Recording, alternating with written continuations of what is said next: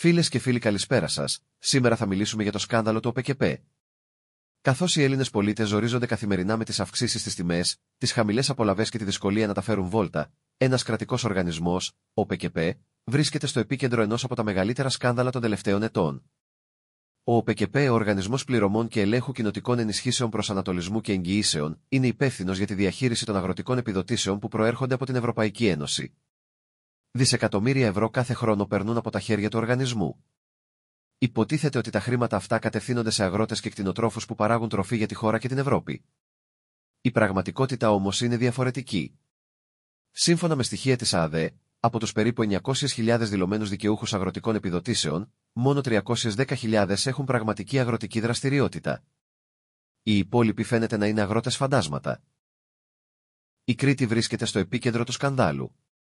Μέσα σε λίγα χρόνια, το δηλωμένο ζωικό κεφάλαιο του νησιού εκτοξεύθηκε από 2,2 εκατομμύρια ζώα σε 7,8 εκατομμύρια, αριθμός που αντιστοιχεί σχεδόν στο μισό ζωικό κεφάλαιο όλης της Ελλάδας.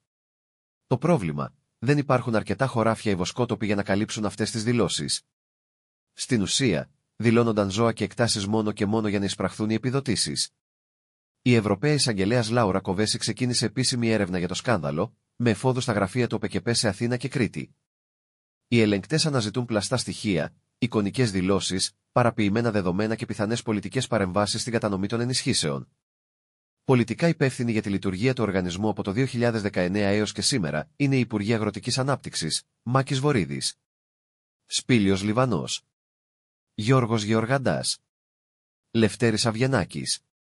Μέχρι στιγμής, κανένας από τους παραπάνω δεν έχει αναλάβει την παραμικρή ευθύνη. Δεν έχει υπάρξει ούτε μία παραίτηση. Οι περισσότεροι είτε σιωπούν, είτε αποδίδουν την ευθύνη σε υπαλλήλους και διοικητικά στελέχη. Το οικονομικό κόστος για τη χώρα είναι τεράστιο. Η Ευρωπαϊκή Επιτροπή ενδέχεται να ζητήσει πίσω δισεκατομμύρια ευρώ ή να επιβάλλει βαρύτατα πρόστιμα, τα οποία θα πληρώσουν όπως πάντα οι Έλληνες φορολογούμενοι. Την ίδια στιγμή, οι πραγματικοί αγρότες, αυτοί που πράγματι δουλεύουν τη γη, βλέπουν τις επιδοτήσεις τους να μειώνονται ή να καθυστερούν, λόγω της γενικευμένης αμφισβήτησης και δυσπιστίας.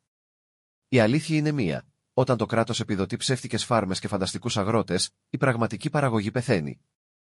Οι τιμές των τροφίμων ανεβαίνουν, η αυτάρκεια εξαφανίζεται και οι καταναλωτές πληρώνουν το λογαριασμό στο ράφι του σούπερ μάρκετ.